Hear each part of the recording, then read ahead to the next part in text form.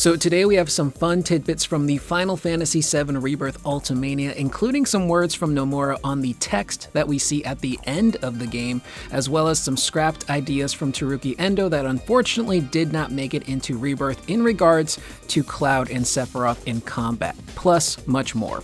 So if any of that sounds cool to you, feel free to click the like button, and if you're new here and you'd like to stick around and help support the channel, you can subscribe, and as always, leave your thoughts in the comments down below.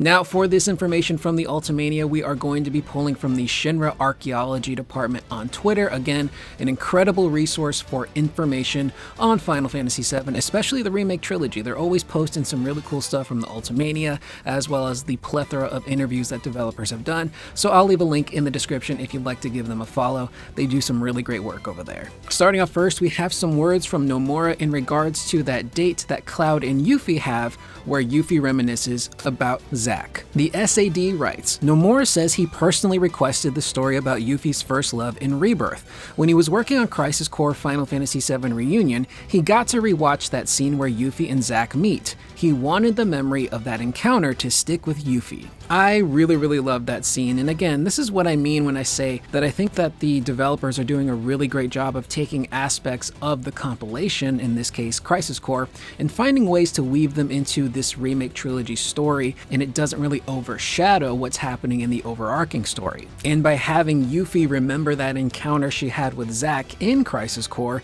it's a really cute thing, and it has so many different layers to it and so much meaning, especially in regards to Cloud and the date that they go on, because they go on this date. It's incredibly awkward because they're technically both teenagers when you think about it. Yuffie's still a teenager. Mentally, Cloud is kind of stunted at this point because he is still kind of that teenager he was when all of the trauma hit and he would be put into that Mako tank, so he's a bit stunted. And normally Cloud doesn't always listen to people, but for whatever reason, as Yuffie is telling him this story of this guy that she met when she was younger in Wutai and how it left a big impact on her for multiple reasons, it's really fascinating to just kind of read the facial expressions that Cloud is going through, because it starts off first with Yuffie trying to get gossip out of Cloud, where she just straight up talks about Tifa and like, hey, do you have a thing for Tifa? Because I heard she had a thing for you, and then she ended up getting over you, and that's what gets Cloud's attention, which leads into that moment she had with Zack. And as she describes that encounter to Cloud, she realizes at first, like, she kind of got mad at Zack because she realized that when she first met him, he was just playing along with this random kid that showed up, and he allowed her to kind of fake beat him up. And when she realized that, it genuinely made her mad. But then she realized that there was a little bit more going on there and that she actually did have a crush on this guy. And it's incredibly ironic for her to be telling this story to Cloud, someone who was friends with Zack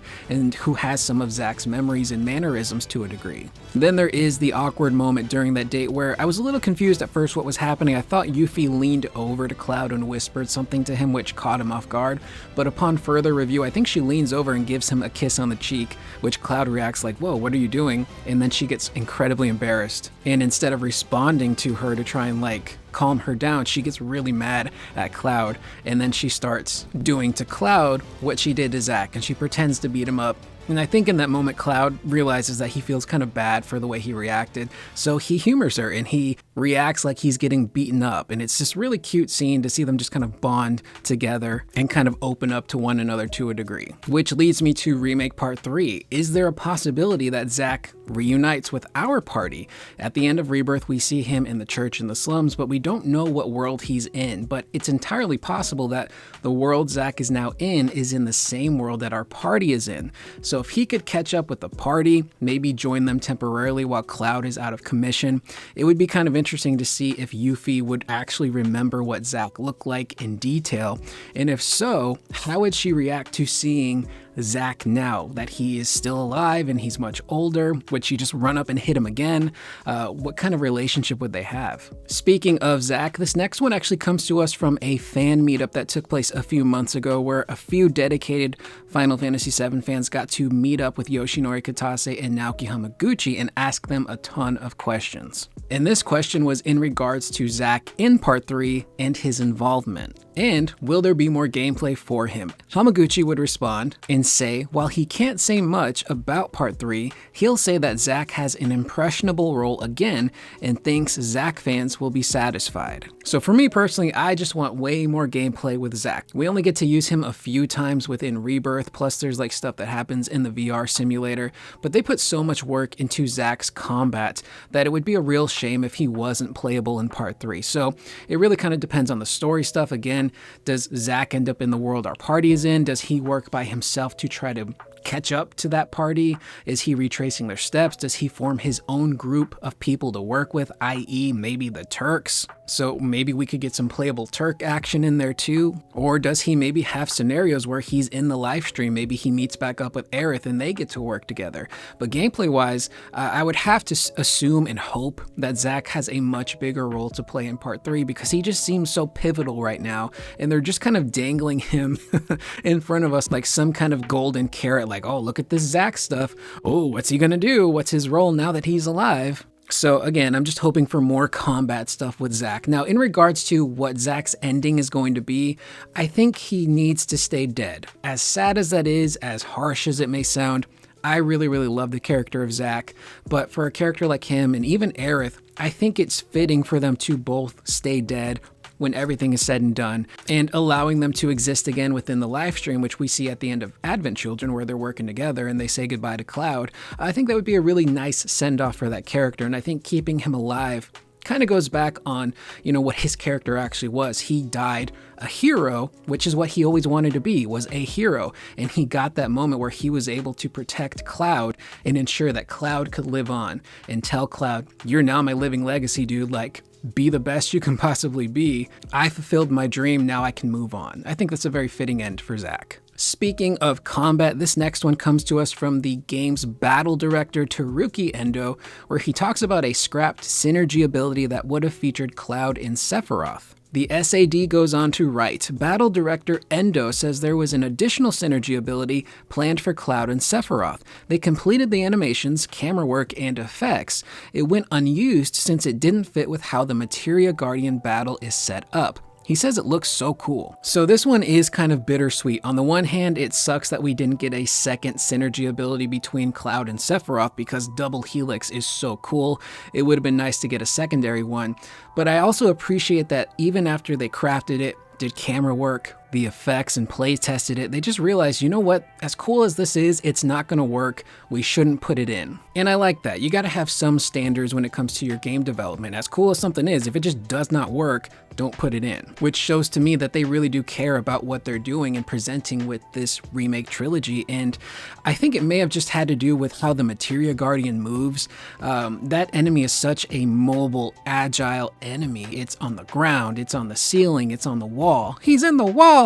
And a move like Double Helix fits that enemy type because it requires Cloud and Sephiroth to basically hover into the air and then launch themselves at the Materia Hunter. So regardless of where the enemy placement would have been in that scenario, that move works. And maybe it was a situation where this move that got scrapped just didn't work because of the enemy placement and it looked kind of goofy, and maybe there was collision detection and maybe Cloud and Sephiroth were clipping through each other, we don't know. But the one we ended up with, Double Helix, is fantastic. It's such a really cool spectacle of a move, and there's that moment where Cloud and Sephiroth are clashing their swords together, which sounds really wrong, but they have that moment where they're like, whoops, we just connected swords, and then they just kind of look at each other, and Cloud's like, oh god, what did I do? And Sephiroth's just kind of like, don't worry about it, we'll keep going on.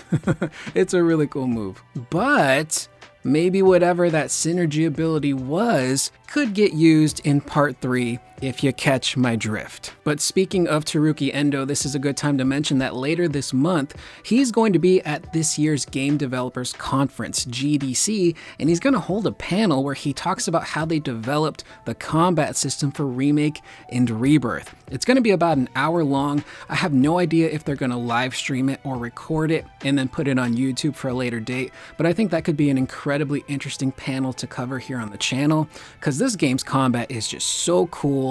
It's so satisfying and innovative, and I just really want to see like the genesis, no pun intended, of how it was created and how they wanted to expand even further for Rebirth, and maybe they'll drop some teases on what we could expect for Part 3. So if anything like that happens, we'll definitely check it out here on the channel. Up next, the Shinra Archaeology Department actually posts a quote from Hamaguchi from VG247, where he talks about the experience they gained making Rebirth on PC. He would go on to say, "I feel that we need to be even more aware than before of not just focusing on optimization for the specs of a specific platform, but looking at rendering designs that take into account a broad range of different hardware capabilities, including PC. The development team has now built up a good amount of knowledge towards creating flexible graphics options that align with different hardware environments from doing the PC port of Rebirth. I am confident that this will be very useful for us in developing the third game in the trilogy." That is really nice to hear. On the one hand, I know there's been,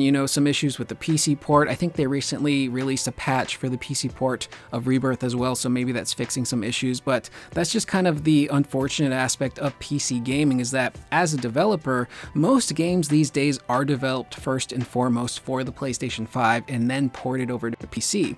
So you kind of are working with some of those limitations. It might create problems later down the line. But I like this quote because that says to me that when they do Part 3, it's not just going to be, okay, let's develop this purely from the standpoint of the PlayStation 5, but as we're developing this, we need to take into account the PC edition, as well as, if this game ends up coming to an Xbox console or the Switch too. So they can take all of that information that they had building the PC port and then put it towards Part 3, which will hopefully mean that they can alleviate some of the issues that they ran into with the PC port and even the PS5 version when it comes to like texture pop-in and weird lighting issues, because again, and I really stress this as much as I can, this is technically CS1's first full PS5 game that is mostly open world. It's not truly open world there. You don't have access to the entire planet, but it's mostly open world. So for this being their first time making this type of game, obviously they're going to run into some weird issues that maybe they just don't know how to fix yet, and maybe by all of the PC port stuff they've been doing and patch they made for the PS5 Pro version, they can just put all of that towards Part 3 and hopefully make it the best version that it can possibly be for every platform that it ends up releasing on. Up next, we hear from Kazushige Nojima, who is the scenario writer for the remake trilogy as well as the OG FF7, and at one point in time he severely resisted the idea of ending the second game at the Forgotten Capital and instead wanted to end it at the Gungaga reactor, where Tifa falls into the Mako and then gets swallowed up by the weapon. He felt that relying too heavily on the Aerith's fate twist felt like poor form, so why not kind of switch things up and put the focus on Tifa at the end of the game instead and really make players question, oh, what's going to happen? However, the game's co-director Motomo Toriyama chimed in and said that they had a lot of deliberations that were agonizing, trying to figure out how many parts was this series going to be. Once they settled on 3 parts, they decided, yes, this story does need to end at the Forgotten Capital if we're going to structure this all out properly, which I think was the right move to make. And I get where Nojima's coming from. Maybe he wanted to subvert expectations and do something different and have a Tifa twist as your cliffhanger instead of an Aerith twist. And funny enough, I remember before Rebirth ever came out and had like tons of promotion, there were some people out there theorizing, what if Tifa dies? It's not Aerith, it's Aerith that survives and Tifa's the one that we lose, which wouldn't really make sense for the story. You kind of need Aerith to die because of what she goes on to do later on in the story. But it kind of makes me wonder, if they did in fact end on Gungaga and everything still played out the same way it did in the final version of Rebirth, the game would probably feel really, really short. Because then that means no Cosmo Canyon, no Cid, no Nibelheim, no Vincent, no Temple of the Ancients, no peak at the Forgotten Capital. And if they did end up going down that route, it might have been a situation where we did still end up with 3 games, but they had to heavily restructure things, or maybe even cut out certain story stuff in regions to make it all fit in one cohesive trilogy. Or we might have ended up with 4 games, who knows at this point. Now, initially, I do remember, again, before we got a ton of information on Rebirth, myself and a lot of other content creators were trying to figure out where the heck do you end the second game? And a lot of us landed on Junon, specifically the moment where Barrett and Tifa have been captured. They're going to be executed on live television, and now the weapons have emerged and are attacking different places. It's a really great way to end the second part of your trilogy, ending on a note where it's like, oh my god, our heroes are down, we don't know what the heck's gonna go on, everything's going to crap, and then it fades to black, boom. End of Rebirth. And that means you would have picked up part 3 with rescuing Tifa and Barret. You would have really hit the ground running, I feel like, if they had kind of structured it out that way. And then you probably would have opened up with that big weapon assault on Junon, Tifa gets into the fight with Scarlet, so on and so forth. But they still did end the second part of the trilogy on a down note. We've lost Aerith, but now the twist has been twisted onto its head, and it's like, wait, is Aerith dead? Is she alive in a different world? Is Cloud communicating with different Aeriths at any given time? It still keeps the player guessing on what the heck is going on, and I really like it because they took something that people were so familiar with, the death of Aerith, and twisted it, and now have gotten people all these years later to really question, what did we just see? But kind of jumping back to that original theory that a lot of us had, if they had done that, they would have really had to stretch out the story past the Forgotten Capital, because now you're talking about Icicle Inn, snowboarding, places like Rocket Town. I don't know if they would have wanted to really stretch out Rebirth that far. It would have made the game even longer than it currently is, and there are some people that feel like Rebirth has a lot of padding, so I don't know if that would have worked. And by structuring things out the way they have, I think that means that we'll probably encounter the weapons maybe halfway through part 3, maybe a little bit early, depending on how they want to structure it. Maybe they structure it a little differently where the weapons kind of appear one at a time in different sections of the story, or maybe they just say, screw it, let's just have all of them pop up all at once. Which again, makes me question, how are we going to fight these weapons? I had an idea where maybe you could do this for one weapon battle, and you could do it for Diamond Weapon in particular. Maybe instead of our characters fighting this big old diamond weapon, our party are the summons. Imagine it, you've got a 3-group party of Ifrit, Bahamut, and Shiva, and you're controlling all of those summons as you would Cloud, Barret, and Tifa, but in a spectacle fight a la Final Fantasy XVI's Icon fights. But of course with the incredible combat of Remake and Rebirth. So that kind of solves the issue of how am I supposed to fight a big weapon without just hitting its feet? Oh, let's just switch to Bahamut, fly up, whack that sucker in the face or in the chest, and call it a day. I think that could be pretty cool, but I think you'd only really want to do that maybe for one of the weapon fights. I still think people would really want to tackle things like Ruby Weapon and Emerald Weapon, Ultimate Weapon with our party of main characters, but maybe just doing that introduction weapon fight with the summons could be kind of cool. And we will end with Tetsuya Nomura talking about the ending of Rebirth, specifically that text that pops up, "No promises await at Journey's End," and what does it mean? Nomura says he wrote that message that displays at the end of the closing cutscene of Rebirth. He originally wrote it in Japanese, then chose "No promises await at Journey's End" from several possible translations because it most closely reflected the original text. He says the meaning is something like the end of the journey isn't promised, or the conclusion is still totally undecided. The interviewer notes the word promises also brings to mind the promised land. Nomura says that's also deliberate. He says when he decides on things like this, he tries to allow for a variety of interpretations. And of course, it also plays into the theme song, No Promises to Keep. Classic cryptic Nomura, writing something that can have so many different meanings. But I want to focus on that first part first because it kind of goes hand in hand with a lot of the localization talk we've been talking about recently on the channel, and how Square Enix is like super aggressive when it comes to the translations and localizations for every version of the game, especially the English version. I believe one of the programming recording engineers for Rebirth said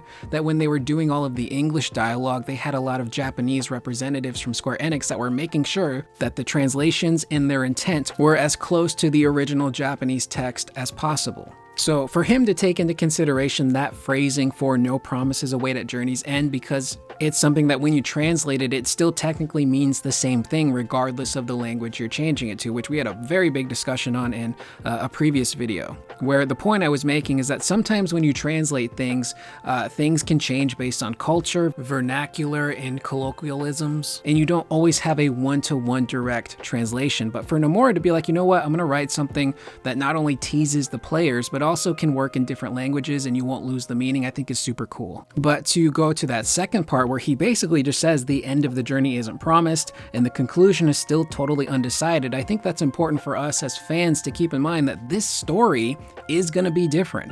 The ending in particular is probably going to be different, and that's something that the co-director Motomo Toriyama said last year, I believe it was in June, where he talked about how they want to make the ending to this trilogy more moving. And if you look at the original ending of the game, it's kind of ambiguous the way that it ends because of that big flash of light. We see the characters.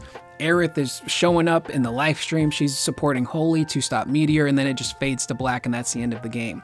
And I think with the remake trilogy, they want to give us an actual definitive ending, whether it's a happy ending or a bittersweet ending. So some stuff will change. Some stuff will stay the same. My whole mentality has been that I think the bigger major story points, for the most part, are going to be identical to how they were in the OG game. How we reach those story points, however, has been pretty different on some occasions in the remake trilogy, which I really like.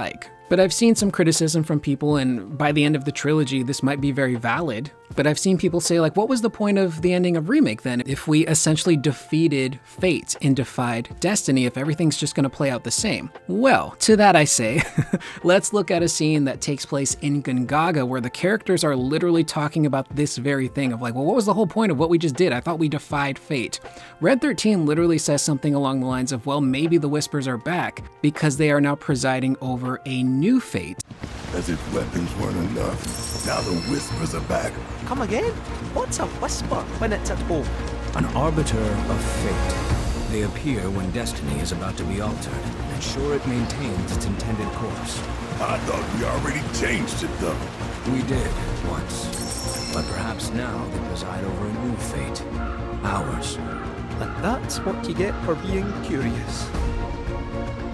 So by defying fate, you've now essentially created a different outcome, but the Whispers are still going to be overlooking that now, which again says to me, things are going to change. And again, point to Zack. Zack is alive. He might be in the same world as our party. And if he meets up with our party and joins them temporarily, that already is creating a pretty big change within the story. And then there's the whole idea of, well, where does Advent Children come into play? Because the developers have said that this remake trilogy will link up to Advent Children. And we still don't really have any idea of what they mean by link up with Advent Children. I don't think it's going to mean that it leads directly into a repeat of Advent Children. I just think that there might be Advent Children isms that do end up showing up in the latter half of Remake Part 3. And I think a lot of that will be character stuff in regards to Cloud. So if Cloud, I think I've talked about this, sometime last year, but if in Part 3, when Cloud is putting his mind back together, if he can have a moment where he becomes, his true self, and he has that conversation with Aerith, where he can potentially come to terms with the fact that he did nothing wrong. He did his best. He doesn't have to blame himself. If Aerith can kind of help free him of that guilt,